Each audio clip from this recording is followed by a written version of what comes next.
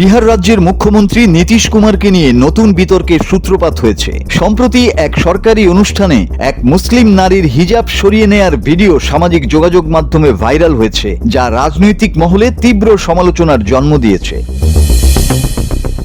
ভিডিওতে দেখা যায় মুখ্যমন্ত্রী নীতিশ কুমার আয়ুষ চিকিৎসকদের নিয়োগপত্র বিতরণকালে ওই নারী চিকিৎসককে উদ্দেশ্য করে তার হিজাবের দিকে ইঙ্গিত করেন এবং হঠাৎ করেই সেটি টেনে খুলে ফেলেন। ঘটনাস্থলে উপস্থিত উপমুখ্যমন্ত্রী সম্রাট চৌধুরী তাকে থামানোর চেষ্টা করলেও তা সফল হয়নি। ভিডিওতে স্বাস্থ্যমন্ত্রী মঙ্গল পাণ্ডে ও মুখ্যমন্ত্রীর প্রিন্সিপাল সেক্রেটারি দীপক কুমারকে হাসতে দেখা যায়। ওই 11 সেকেন্ডের ক্লিপটি রাষ্ট্রীয় জনতা দল আরজেডি তাদের সোশ্যাল মিডিয়া প্ল্যাটফর্ম এক্সে প্রকাশ করে মুখ্যমন্ত্রীকে সাঙ্ঘি হিসাবে আখ্যায়িত করেছে। আরজেডি মুখপাত্র ইজাজ আহমেদ বলেন, মুসলিম নারীর হিজাব সরিয়ে নেওয়া মুখ্যমন্ত্রীর মনোভাব ও এনডিএ সরকারের মুসলিম সম্প্রদায়ের প্রতি অবস্থান স্পষ্ট করে। নীতিশ কুমার এখন বিজেপি ও আরএসএস এর রাজনীতিতে নিমগ্ন রয়েছেন। সংবিধান অনুযায়ী সকল ধর্মের মানুষের ধর্মীয় স্বাধীনতা সুরক্ষিত।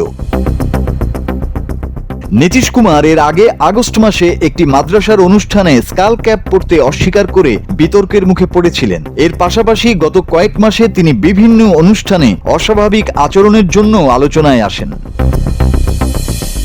রাজনৈতিক বিশ্লেষকরা বলছেন, এই ঘটনার মাধ্যমে বিহারের রাজনৈতিক পরিবেশ আরও উত্তপ্ত হতে পারে। পরিস্থিতি নজরদারিতে রেখেছে রাজ্যের বিভিন্ন রাজনৈতিক দল ও নাগরিক সমাজ।